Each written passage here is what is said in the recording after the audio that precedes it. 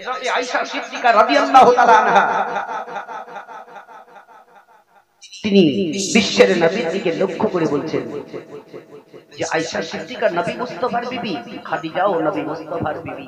খাদিজাকেও অতিরিক্ত ভালোবাসতেন, আয়েশা সিদ্দিকাকেও ভালোবাসতেন। জোরে বলুন সুবহানাল্লাহ। ওই সমাজে আয়েশা সিদ্দিকা রাদিয়াল্লাহু তাআলা আনহা বললেন, ইয়া রাসূলুল্লাহ, ইয়া হাবিবাল্লাহ, নবী গো, আপনাকে দিনের মধ্যে যদি আমি একবার না দেখতে পাই তবে আমার মনটা বড় ছটফট করে যায়। ইয়া রাসূলুল্লাহ, ইয়া হাবিবাল্লাহ, তবে এখনো পৃথিবীর দুনিয়া যেদিনকে ধ্বংস হয়ে যাবে, যেদিনকে দুনিয়াটা ফানা হয়ে যাবে, ইয়া রাসূলুল্লাহ, রোজা হাসরের ময়দানে লক্ষ লক্ষ মানুষ থাকবে ইয়া রাসূলুল্লাহ, তবে আপনাকে ওই রোজা হাসরের ময়দানে আপনাকে আমি কোথায় খুঁজে পাবো? অত অত লোকের ভিড়ের সামনে কোথায় আপনাকে আমি খুঁজে পাবো? নবী মুস্তাফা বললেন, ও বিবি আয়েশা সিদ্দিকা, ও আমার হুমায়রা, শুনে নাও, শুনে নাও, আমাকে তিনটা জায়গাতে খোঁজ করবে। আমি নবী মুস্তাফা, আমি তিন জায়গাতে হাজির থাকবো। আয়েশা সিদ্দিকা বললেন, ইয়া রাসূলুল্লাহ, ইয়া হাবিবাল্লাহ, নবী গো, তিনটা জায়গায় কোন কোন জায়গাতে আপনাকে আমি খোঁজ করব? এক নাম্বার নবী আমার বললেন, ও আমার হুমায়রা, দেখো আজকে ওই যে একটা আসমানের মধ্যে যে সূর্য দেখতে পাও, ওই কত কত লক্ষ লক্ষ কোটি কোটি উপরে ওই সূর্যটা আছে মাথার উপরে। তবে হে আয়েশা, ওই সূর্যটা তাপ যখন মানুষ সহ্য করতে পারে না, তখন কোন গাছের একটা সাহারা নেই।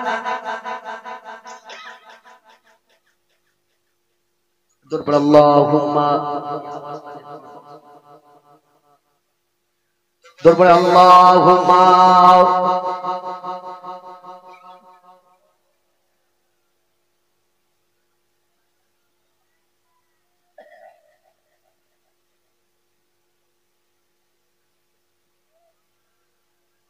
সাল্লাল্লাহু তাআলা আলাইহি ওয়াসাল্লাম। দরুদটা পর্যন্ত দেখেন, আগে চাচাই তো আল্লাহ যদি মেয়ে ছেলেদেরকে বলতো যে তোমরা জোরে দরুদ পড়ো, তা আপনাদের মতো লোকগুলো মেয়ে ছেলে ফেল ফেলে দিত আওয়াজে। লজ্জা করে, কারণ নবীর প্রতি আবার উম্মত উম্মত করে আমরা খুব পড়ি, আবার নবীর প্রতি দরুদ পড়তে খুব হয়েছে। আরে দরুদটা পড়বেন মহব্বতের সহিত, যত দরুদ পড়বেন ততই আপনার দিল তাজা হবে। জোরে বলুন সুবহানাল্লাহ।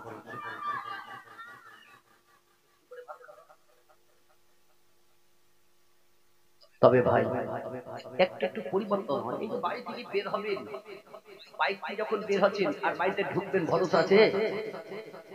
তাও তো ভরসা নাই। সেটাকে আমরা লক্ষ্য করে পরিবর্তন হতে পারি না। আজ সুন্দর মসজিদ তৈরি করছেন, কই নামাজের দিকে যাচ্ছেন না কেন? আরে যে ওয়াক্ত পাবে সেই ওয়াক্তে গিয়ে নামাজটা পড়েন। আয়েশা সিদ্দিকা রাদিয়াল্লাহু তাআলা আনহা বললেন, ইয়া রাসূলুল্লাহ, বিশ্বের নবী বললেন, ও আমার হুমায়রা, শুনো, ওই সূর্য তাপ যখন মানুষকে অতিরিক্ত লাগে তখন কোন গাছের একটা সাহারা নেই। নেই না ভাই, রাস্তায় চলতে দেখবে, দেখবে খুব যদি ধূপ লাগে, রোদ লাগে, একটা গাছের তলা থেকে বসে। অতিরিক্ত যদি ধূপ লাগে তখন কি করে? পিপাসা যদি লাগে দেখবে সরকারের কাছে মানে কুয়াশার নিকটে পানি পান করার জন্য। যদি খুব গরম লাগে বাড়িতে গিয়ে এসির ভিতরে ঢুকে কেউ পাংখার সাহারা নেয়। কেউ দেখবে কাপড়কে ভিজিয়ে নিজের শরীরের মধ্যে লাগিয়ে রেখে দেয়, সাহারা নেই। ও আমার হুমায়রা, তবে একটাই কথা শুনে নাও, শুনে নাও, জেনে নাও, জেনে নাও, রোজা হাসরের ময়দানে, ওই রোজা হাসরের ময়দানে সূর্যের মুখ একটা থাকবে না, একা করে ওই সূর্যের মুখ 12টা হয়ে যাবে। ও আমার হুমায়রা, ও আমার আয়েশা সিদ্দিকা, ওই সূর্য মাথা থেকে মানুষের এক মুষ্ট উপরে থাকবে, তখন মাথার মগজগুলা ঠকঠক ঠকঠক ঠকঠক করে পড়বে। যেমন আগুনে হাঁড়িতে পাতিলায় পানি দিলে পড়ে, যেমন কি আগুনের মধ্যে দিতে গেলে পানিটা ফুটে ফুটে উঠে, ওই রকম মানুষের মগজগুলা ফুটে ফুটে ফুটে পড়বে। তাদের মাথার ঘামগুলা চুয়ে চুয়ে পা দিয়ে গড়ে গড়ে যাবে। তারা তাহি তাহি করবে, তারা পানি পানি পানি করে ছুটে বেড়াবে। আমি বিশ্বের নবী, আমি রহমাতুল লিল আলামিন আয়েশা, আমি হাউজে কাউসারের নিকটে দাঁড়িয়ে থাকবো। আমার উম্মতগণকে আমি একটা একটা করে বাছাই করে করে আমি হাউজে কাউসারের ওই পানি পান করাবো। বলছে আয়েশা, ওই হাউজে কাউসারের মধ্যে আমার খোঁজ করবে। আমি নবী মুস্তাফা, আমি সেই জায়গাতে হাজির থাকবো। আয়েশা বললেন, ইয়া রাসূলুল্লাহ, ইয়া হাবিবাল্লাহ, নবী গো, যদি হাউজে কাউসারের মধ্যে যদি আপনাকে না পাই, তবে আর কোন জায়গাতে আমি দেখবো? নবীজি বললেন, গো আমার হুমায়রা, যখন আমার উম্মতির ওই নেকি যখন ওজন করবে, আমার উম্মতের যদি একটু নেকি কমে যায়, আমি নবী মুস্তাফা ওই সমাজে একটা কাগজ আমি তার নেকির দিকে চড়িয়ে দিব। ওই কাগজের ওজনে এমনকি নেকির পাল্লা ভারী হয়ে যাবে। আয়েশা বললেন, ইয়া রাসূলুল্লাহ, ইয়া হাবিবাল্লাহ, নবী গো, ওই কাগজের মধ্যে আপন যে কাগজটা রাখবেন তার মধ্যে এমন কি লেখা থাকবে? নবী আমার বললেন, আমার হুমায়রা, শুনে নাও, আমার উম্মতিরা যদি একবার আমার প্রতি দরুদ পড়ে, ওই দরুদটাই আমি লিখে রাখবো।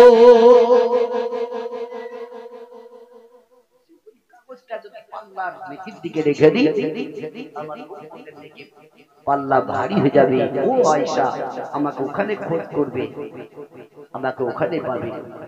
আয়েশা দ্বিতীয়বারে বললেন, ইয়া রাসূলুল্লাহ, ইয়া হাবিবাল্লাহ, নবী গো, যদি আপনাকে সেই জায়গাতেও আমি না পাই, তবে আর কোন জায়গাতে আমি পাবো? নবী মুস্তাফা আমার বললেন, ও আমার আয়েশা সিদ্দিকা, ওই পুলসেরাতে যখন আমার উম্মতিদেরকে পার করবে, ওই সমাজে আমি হযরতে জিবরিল আমিনের পর পিছে আমার উম্মতিকে পার করাবো।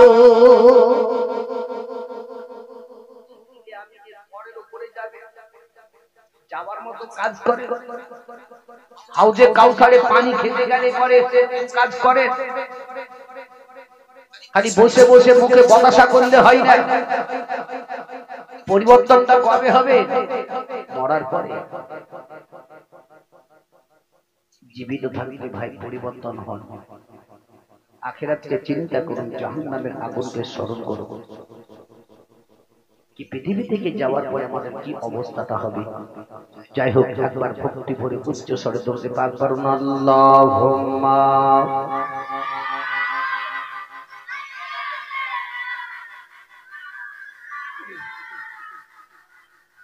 وعلى آل سيدنا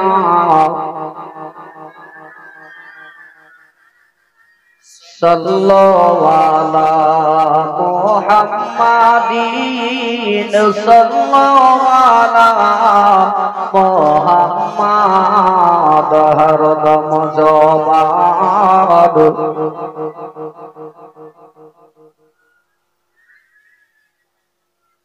हरदम ज़बान से कानो सोने যদি বেলালের ওই ঘটনা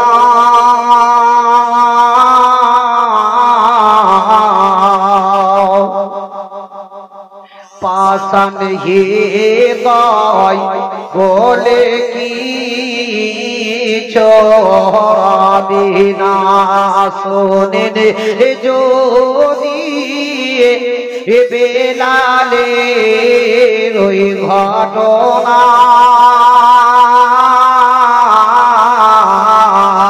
পাষাণ হৃদয় কোলে চরাবিনা উমায়ার বাড়িতে ছিলেন জাগো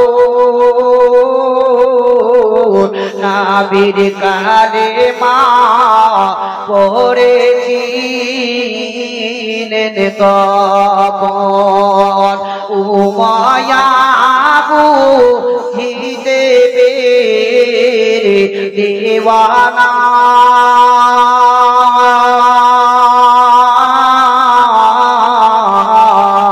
বেলালকে মারিতে হলো রাওয়ানা আল্লাহুম্মা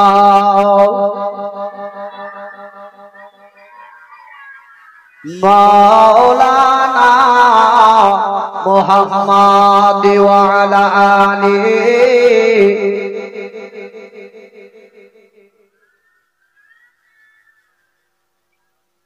সাল্লাল্লাহু তাআলা আলাইহি ওয়াসাল্লাম। মুহতারাম মুআজ্জাজ সামাঈন ইকরাম, বাবা জীবনের আমার ভাইরা, আল্লাহ রাব্বুল ইজ্জত পবিত্র কোরআনে ঘোষণা করেছেন কুল্লু নাফসিন যায়কাতুল মউত, প্রত্যেকটি নফসকে মউতের স্বাদ চাখতে হবে। তবে যাই হোক, বহুত কিছু আপনারা শুনলেন, বহুত মিলাদ মাহফিলের মধ্যে আপনারা স্থিরভাবে হাদিস ও কোরআনের জীবনী কাহিনী শুনছেন। শুনে শুনে একটু পরিবর্তন হন। তবে ভাই বহুত জায়গাতে বলতে হয় না, বহুত জায়গায় জালসা মিলাদে গিয়ে দেখেছি, কিন্তু এখানকার মাহৌল আমার খুব ভালো লাগে না। এই যে বাচ্চা কাচ্চা গুলাকে যেগুলো আছে কিংবা আপনারা হচ্ছে সেগুলো আপনারা একটু বন্ধ করতে পারেন। দেখেন, এটা আদবের জায়গা। যে জায়গাটা আমার পূর্ববক্তা বললেন না, এই জায়গাটা হচ্ছে রিয়াজুল জান্নাত। আমরা বসে আছি রিয়াজুল জান্নাতে। আর যতক্ষণ পর্যন্ত জায়গায় বসে থাকবেন ততক্ষণ পর্যন্ত আপনাদের প্রতি আল্লাহর রহমত নাজিল হতেই থাকবে। জোরে বলুন সুবহানাল্লাহ। এটা রহমতের জায়গাতে আমরা বসে আছি। যে নবী পৃথিবী জগতে আসার পরে কি কষ্ট করেছেন, কিভাবে ইসলাম প্রচার করেছেন, তারা যদি আমরা ওই দিকে লক্ষ্য করি তবেই তো আমরা পরিবর্তন হতে পারবো।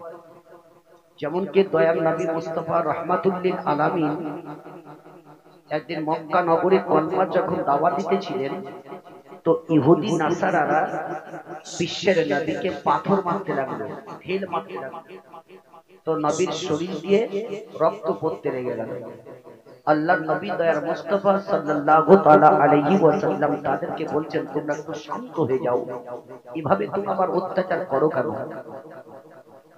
বিশ্বের নবী আমার একবার নয়, দুইবার নয়, কতবার বলতে আছেন যে তোমরা একটু চুপ করো, ঢেলটা মারা বন্ধ করো।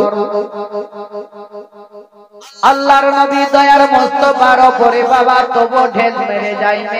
নবী মুস্তাফার শরীর দিয়ে রক্ত পড়ে যায়।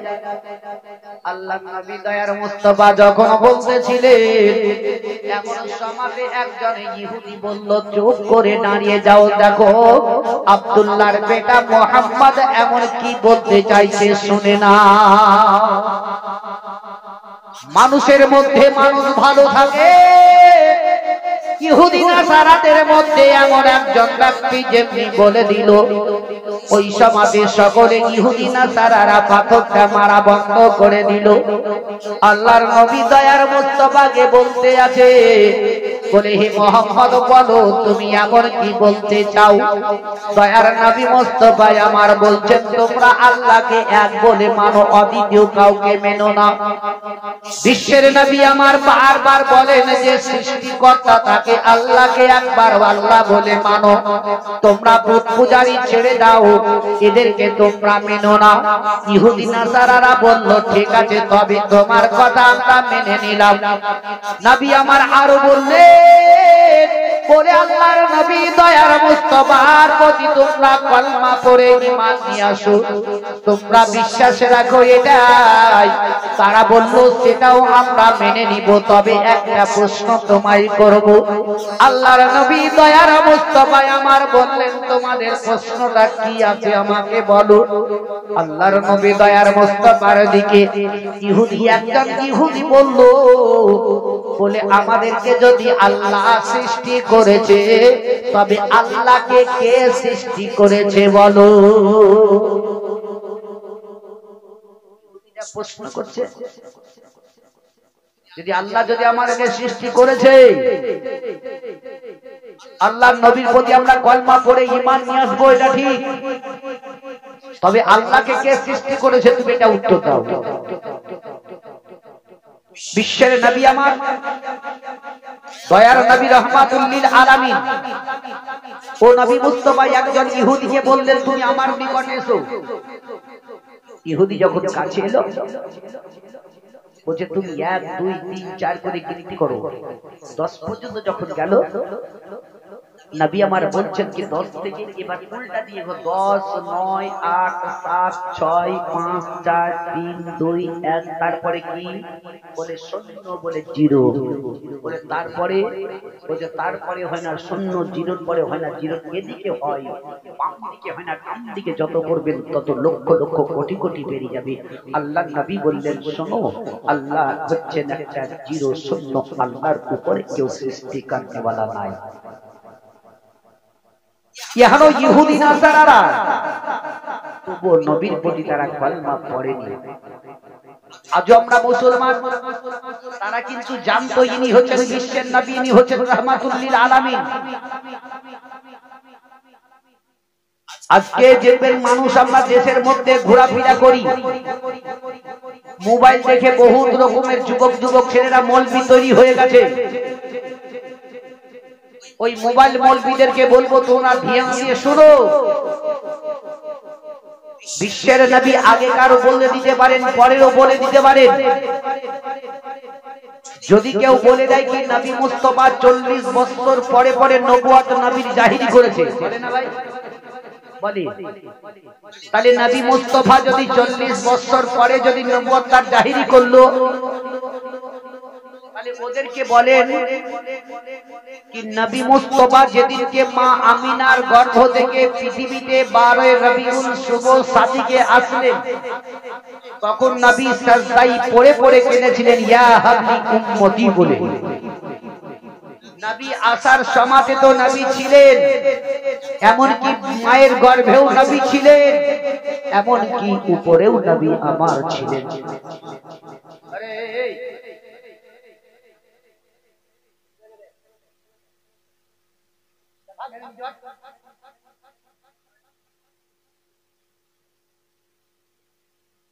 তবে মুসলমান ভাইরা আমার, ওই মোবাইল মৌলবীদের কাছ থেকে দূরে দূরে থাকার চেষ্টাটা করুন। আল্লাহর নবী দয়ার মুস্তাফা আমার কবরের খবর পর্যন্ত বলে দিতে পারেন, জোরে বলো সুবহানাল্লাহ।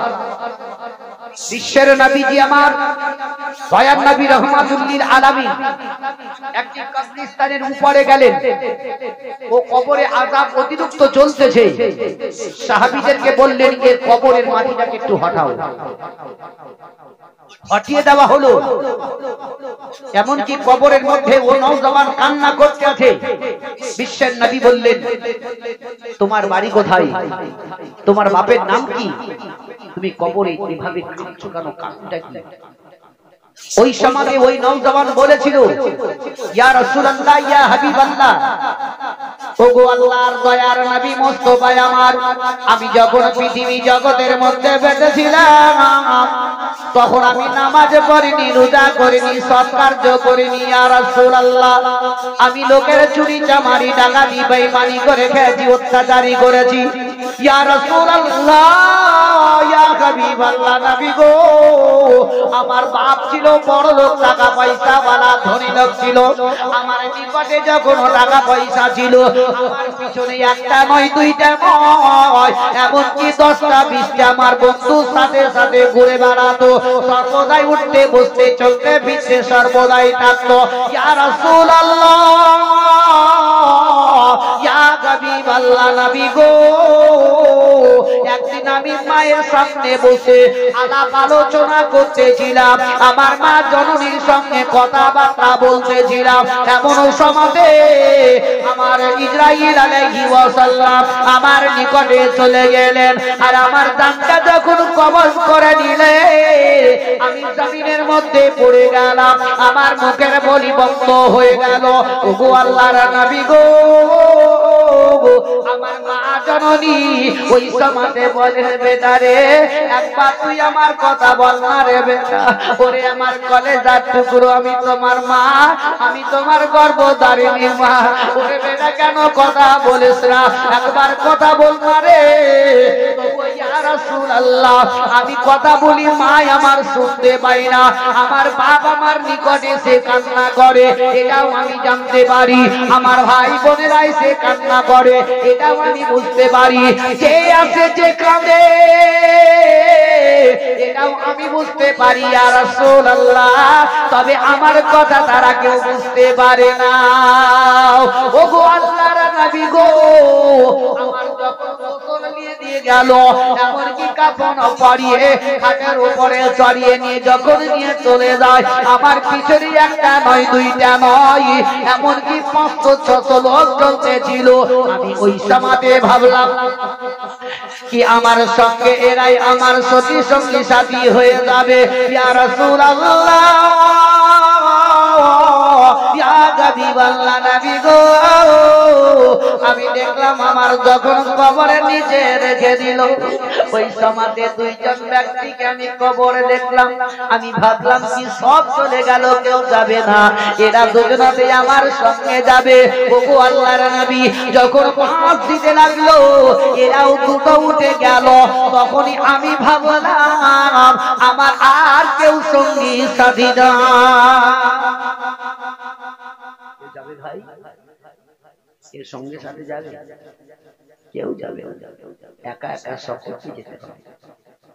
আজ ভাই আমি অনুরোধ করবো বাপজিদেরকে, ভাইদেরকে, মা বোনদেরকে একটু একটু পরিবর্তন হন, নামাজ রোজার দিকে গুরুত্ব দেন। নামাজ ছাড়া কোনো গতি নেই ভাই, যতই যাই কিছু আমরা শুনি না কেন, বলি না, তবে আজ যদি আমরা ওইরকম হাদিস কোরআন শুনে যদি পরিবর্তন হতে পারি, তাহলে আমরা লাভবান হব। যিনি যে আজকে আমরা প্রত্যেকটা মানুষ জান্নাত জান্নাত জান্নাত করি, জান্নাত জান্নাত করলে হবে না, এটাই আমাদেরকে আশা করতে হবে আল্লাহ যাতে তোমাকে আমি পাই। জোরে বলো, এটা দোয়া করতে হবে আল্লাহ যাতে তোমাকে আমি পাই। আর তোমাকে যদি আমি পেয়ে যাই, আমি সব কিছুই পেয়ে গেলাম, তখন জান্নাতেই আমাকে খুঁজে বেড়াবে কি চলকে নিয়ে যায়। আমরা জান্নাত জান্নাত খুঁজি, তাই না ভাই? কিন্তু না, যেমন কি হযরতে ওমরে ফারুক রাদিয়াল্লাহু তাআলা আনহু, তিনি রাজের বাদশা ছিলেন, খলিফা ওমরে ফারুক রাস্তা ধরে যাচ্ছেন, তো এমন সমাজে একটা জঙ্গলের নিকটবর্তী যখন হয়েছে, তো দেখছেন তো ওই জঙ্গলের ভিতর থেকে একটা লোকের কান্নার আওয়াজ চলে আসছিল। ওমর ভাবছে আল্লাহ, এই জঙ্গলে কোন পশুতে এই লোকটাকে তুলে নিয়ে গেছে, ওখানে তার জানটা চলে গেল, শেষ, মারা যাবে, আর বাঁচবে না। ওমর এইভাবে বুঝতে বুঝতে এমনকি ওমর মনে মনে চিন্তা করলেন আমি একটু যাই, লোকটাকে আমি একটু রক্ষা করি। মানুষ ভাববে না ভাই একটু রক্ষা করি, তবে কিনা আমাদের দেশের মধ্যে এরকম মানুষ নাই যে বিপদে পড়েছে পড়তে যাও। ওমরে ফারুক যখন যায় আগে দিকে, ওই সময় তার অন্তর, তার মন তার দিকে বাধা দিচ্ছে, যাচ্ছে ও মরছে মরছে। ওমর ফিরে আসছে, আবার বলছে ওমর আখিরাতকে চিন্তা কর, একজন লোক বিপদে পড়েছে, তারই ছেড়ে তুই পাপার চলে যাস। উমর সেইটা চিন্তা করলেন না। উমর রাদিয়াল্লাহু তাআলা আনহু বাবা চললেন জঙ্গলের ভিতরে, দেখতে গেলেন, দেখছেন তো একটা ছোট্ট একটা তাম্বু ঘর তৈরি করা আছে। তাম্বুর মধ্যখানে একটা লণ্ঠন আলা টিপ টিপ টিপ টিপ করে জ্বলতেছে। আর একটা বৃদ্ধ বয়স্ক লোক বাবা ওই খাটের উপরে বসে বসে বসে বসে কান্না করে। এমন সময়তে উমর রাদিয়াল্লাহু তাআলা আনহু ওই লোকটার কাছে গিয়া হাজির হয়ে গেলেন। ওই লোকটাকে দেখে উমর বলতেছেন, বাবা কেন তুমি এত রাত্রিতে জঙ্গলের ভিতরে কান্না করো, কারণটা কি বলো? ওই লোকটা বলতে লাগলো, বাবা তুমি কে? তোমাকে আমি চিনি না, জানি না, তবে কান থেকে তুমি চলে যাও, আমার মনের দুঃখের কথা জিজ্ঞাসা করতে হবে না। উমর বলতে আছে, না না, তোমার কি এমন দুঃখ আছে বলো না কেন? ওই বৃদ্ধ লোকটা জানে না ইনি হচ্ছেন খলিফা উমর ফারুক রাদিয়াল্লাহু তাআলা আনহু, ইনি হচ্ছেন রাজ্যের বাদশা, এটাও জানতেন না। ওই লোকটা বলতে আছে, বলে কে তুমি চিনি না, চলে যাও চলে যাও। উমর ফারুক বলতে আছেন, বাবা আমি অতক্ষণ পর্যন্ত যাব না যতক্ষণ পর্যন্ত তোমার মনের দুঃখের কথাটা আমি না শুনব। ওই লোকটা মনে মনে বললো, আল্লাহ গো, তবে তোমার কোন একজন খাস বান্দাকে আমার নিকটে পাঠিয়েছো আমার রক্ষা করার জন্য। উমরকে ওই সমাজে ওই লোকটা বলল, শোনো গো, আমার স্ত্রী আমার পুত্নী এই তাম্বুর ভিতরে 1 নয় 2 নয় 3 দিন ধরে বাচ্চা প্রসবের জন্য ছটফট করে, তবে তার দেখভাল করার জন্য এমন কোন লোক নাই। তার জন্যই আমি লক্ষ্য করে কান্না করি, কে আমার বিপদ থেকে রক্ষা করবে? ওমর ফারুক বললেন, তবে বসো, আমি আসতেছি বলে আমার জন্য এত দুঃখ কষ্ট করতে হবে না। উমর রাত্রিতে ছুটে ছুটে বিবির কাছে যাওয়ার পরে বলতে আছেন, বলে বিবি রে, তুমি আজকে কি জান্নাত নিতে চাও বলো? তার স্ত্রী বলছে, স্বামী গো, ওগো আমার মাথার মনি ননের দ্বারা বলে বাজারে যেমন আলু পেঁয়াজ বিক্রি হয়, তেমনি আল্লাহর জান্নাতে কি আলু পেঁয়াজের মতোই কি বিক্রি হয়? যেরকম বিক্রি কি হয় না আলু পেঁয়াজের মতো? তো বলছে, চলো জান্নাত নিবে কি? জান্নাত যদি নাও তো চলো আমার সঙ্গে চলো। উমর ফারুক রাদিয়াল্লাহু তাআলা আনহু বললেন, বিবি চলো, তোমাকে নিয়ে যাব সঙ্গে, আবার সঙ্গে তোমারে নিয়ে আসবো, তোমার কোনো কষ্ট হতে দিব না। উমর ফারুকের বিবি এমনকি উমরের সঙ্গে রাত্রি বেলায় সঙ্গে আপন বাবা টুকটুক টুকটুক করে চলে গেল। ওই সমাজে আপন তারা উমর ফারুক বলতেছেন, বিবি রে, ওই তাম্বুর ভিতরে চলে যাও চলে যাও, দেখো তার স্ত্রী এমনকি বাচ্চা প্রসবের জন্য ছটফট করে যায়, তবে তার একটু তুমি দেখভাল করো, যদি পরে দুঃখের কষ্টে যদি সাহারা দিয়ে দাও, আল্লাহ তারে জান্নাতি করে দেয়। আপন কি বাবা উমরের স্ত্রী ভিতরে যেমনি চলে গেল, এমন সমাজে ও খলিফা, এই মেয়েটির একটা পুত্র সন্তান পৃথিবী জগতে এসেছে। যখন খলিফা বলে ডাক দিয়েছে, ওই সময় ওই বুড়ো বুঝতে পেরে গেছে ইনি হচ্ছেন ওমর ফারুক, ইনি হচ্ছেন রাজ্যের বাদশা। ওই লোকটা বলল, হুজুর গো, তবে আপনি কেন আমার জন্য এত কষ্ট করেছেন? হুজুর গো, আপনি আমার বেয়াদবি মাফ করে দিবেন। বলে, হুজুর আপনাকে না চিনতে পেরে না জানতে পেরে এত কষ্টটা দিয়েছি গো হুজুর। হুজুর আপনি আমার মাফ করে দিবেন, আপনার স্ত্রীকে এত কেন আপনি কষ্ট দুঃখ দিলেন? বলে না না, পরের দুঃখের মধ্যে যদি আমি সাহারাটা না দিই তবে আল্লাহ দরবারে কি বলে জবাব দিব? কিছু অর্থ টাকা পয়সা ওই বয়স্ক লোকটারা হাতে দিয়ে ওমরে ফারুক তার স্ত্রীকে সঙ্গে করে আবার নিয়ে চলে গেলেন। আল্লাহুম্মা সাল্লি আলা